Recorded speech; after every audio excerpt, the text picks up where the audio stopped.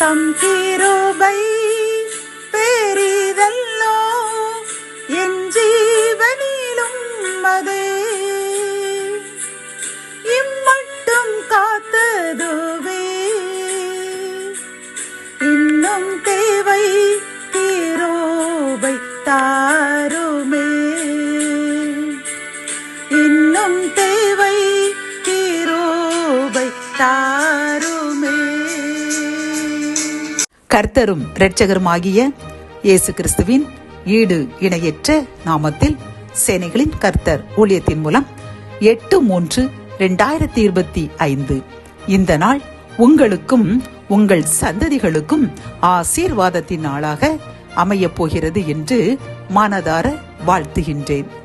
இன்று நாம் அறியவிருக்கும் கிருபையின் வார்த்தைகள் ஆதியாகமம் 21:22. நீ செய்கிற காரியங்கள் எல்லாவற்றிலும் தேவன் உன்னுடனே இருக்கிறார். கத்தோலிக்க வேதாகமம் இவ்வாறு கூறுகின்றது, நீர் செய்கிற யாவற்றிலும் கடவுள் உம்முடனே இருக்கிறார் என்கின்றது. பிரியமானவர்களே, இன்று இந்த கிருபையின் வார்த்தைகள் மூலம் கர்த்தர் நம்முடன் என்ன கூறுகின்றார் என்றால், நாம் கர்த்தருக்கு பிரியமாய் நடந்து அவர் வழிகளில் அவர் எப்படி நாம் உலகில் வாழ வேண்டும், எந்தெந்த காரியங்களை நாம் செய்யக்கூடாது, எந்தெந்த உணவுகளை உண்ணக்கூடாது, எந்தெந்த உடைகளை உடுத்தக்கூடாது, எப்படி வாழ வேண்டும், கர்த்தரை எப்படி தேட வேண்டும் என்று இந்த வேதாகமத்தின் மூலமாக நமக்கு என்னென்ன சொல்லுகின்றாரோ அதன்படி நாம் கூடுமானவரை நாம் நடக்க முயற்சி செய்தோமானால் கர்த்தர் இந்த இடத்தில், அதாவது ஆதியாகமம் 21 நாம் பார்க்கும் பொழுது அபிரகாமை பார்த்து அந்த அபிமெலேக்கு சொல்லுகின்றான், நீர் என்ன செய்கின்றீரோ அதை உன் கர்த்தர் வாய்க்கப்படுகின்றார். இதில் பார்க்கும் பொழுது அந்த அபிரகாமுடைய வேலைக்காரர்கள் துறவை தோண்டும் பொழுதெல்லாம் தண்ணீர் வரும். ஆனால் அந்த அபிமெலேக்குடைய வேலைக்காரர்கள் தோண்டும் பொழுது தண்ணீர் வராது.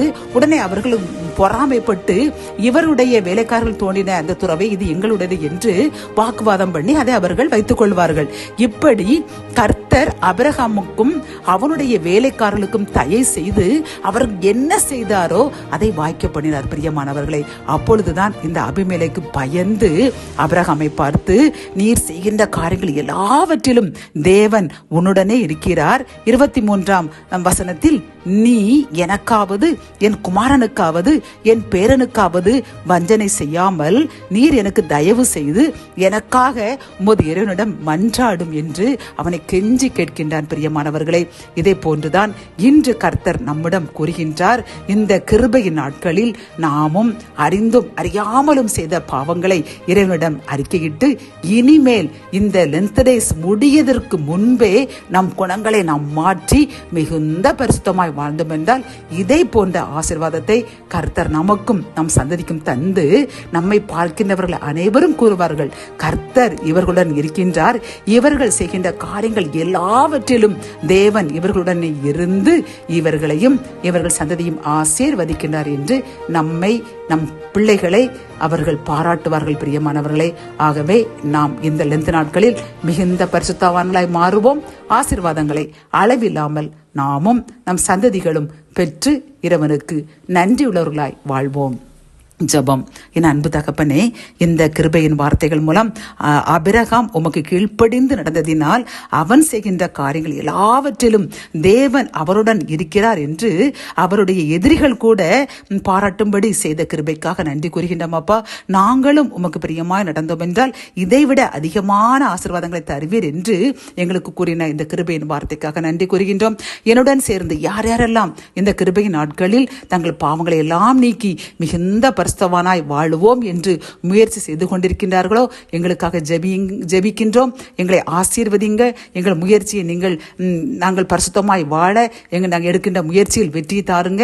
எப்பொழுதும் எங்களுடனும் எங்கள் சந்ததிகளுடன் இருப்பதை நிரூபித்து காட்டுங்க.